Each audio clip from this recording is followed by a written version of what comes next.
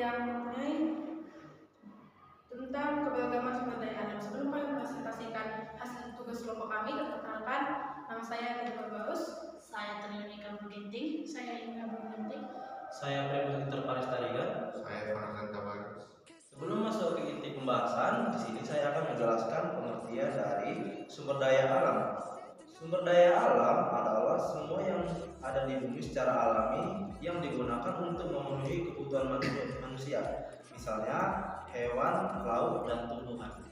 Kami akan membahas tentang jenis-jenis sumber daya alam. Yang pertama itu sumber daya alam hayati. Satu, sumber daya alam dari tumbuhan. Tumbuhan merupakan bagian dari sumber daya alam hayati yang dapat dimanfaatkan manusia untuk memenuhi kebutuhan hidup sehari-hari. Tumbuhan dapat dimanfaatkan mulai dari bagian akar hingga buahnya. Berikut tumbuhan yang dapat dimanfaatkan. Yang pertama itu A. Bahan pangan. Tumbuhan dapat dimanfaatkan sebagai bahan pangan.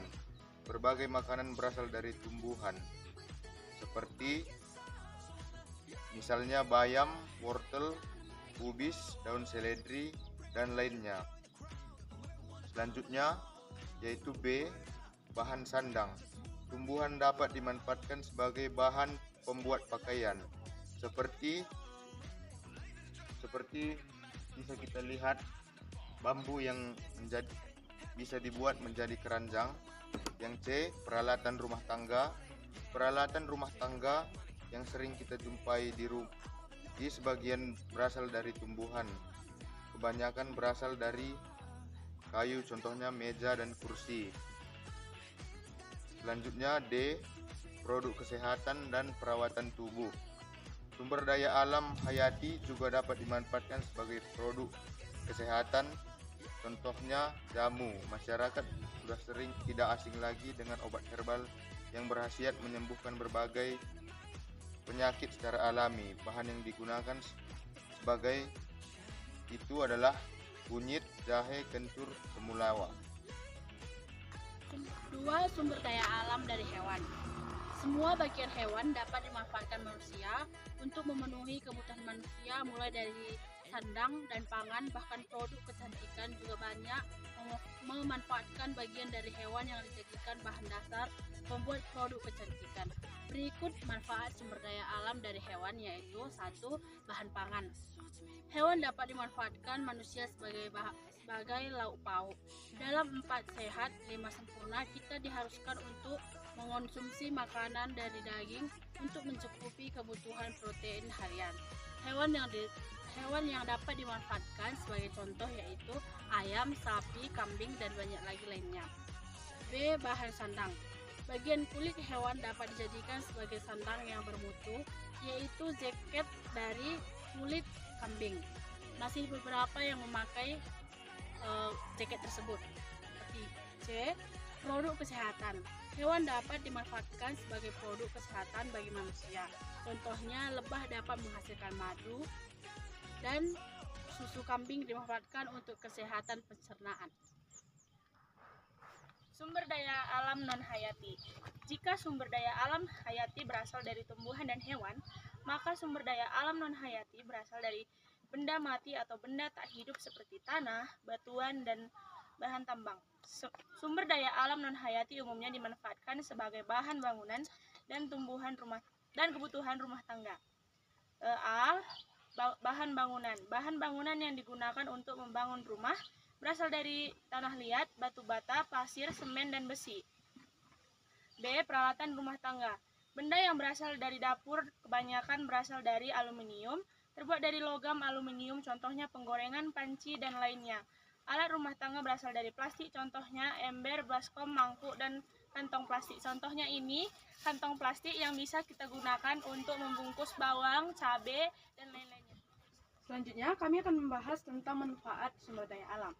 Kekayaan sumber daya alam dapat dimanfaatkan untuk menunjang dan mempermudah kegiatan manusia dalam rangka memenuhi kebutuhan hidupnya. Manfaat kekayaan alam bagi masyarakat dapat dirasakan langsung, misalnya hasil pertanian dan perkebunan. Sumber daya alam yang kita miliki menghasilkan kekayaan alam berupa hasil pertanian dan hasil perkebunan.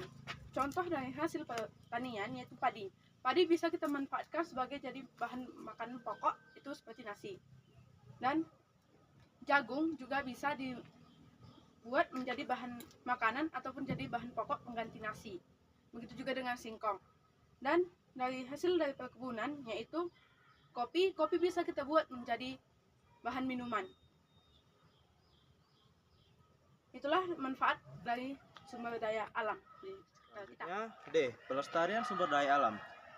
Kesediaan sumber daya alam memang untuk memenuhi kebutuhan hidup manusia, tetapi sebagai manusia kita juga harus melestarikan sumber daya alam agar dapat dirasakan manfaatnya untuk anak cucu kita kelak. 1. Pelestarian tanah. Tanah adalah media utama tumbuhan hidup. Tanpa tanah yang subur, tumbuhan tidak akan tumbuh. 2. Pelestarian air.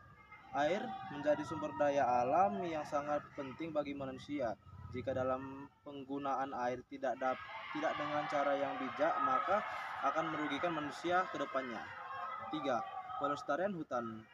Dengan memelihara hutan, kita sudah menjaga pelestarian hutan. Misalnya melakukan tebang pilih pada pohon yang sudah rapuh atau tua, melakukan reboisasi atau penanaman kembali hutan yang gundul.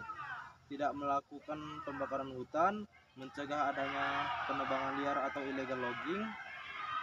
4. Pelestarian hewan air. Hewan air dan air bersih menjadi suatu kesatuan yang tidak dapat terpisahkan. Untuk menjaga kelestarian keduanya, maka kita harus menjaga kebersihan sungai, laut dan danau, menangkap ikan dengan pancing atau tombak tanpa mengebom atau meracuni laut, tidak menangkap ikan menggunakan pukat harimau, serta menjalankan program kebersihan sungai maupun laut.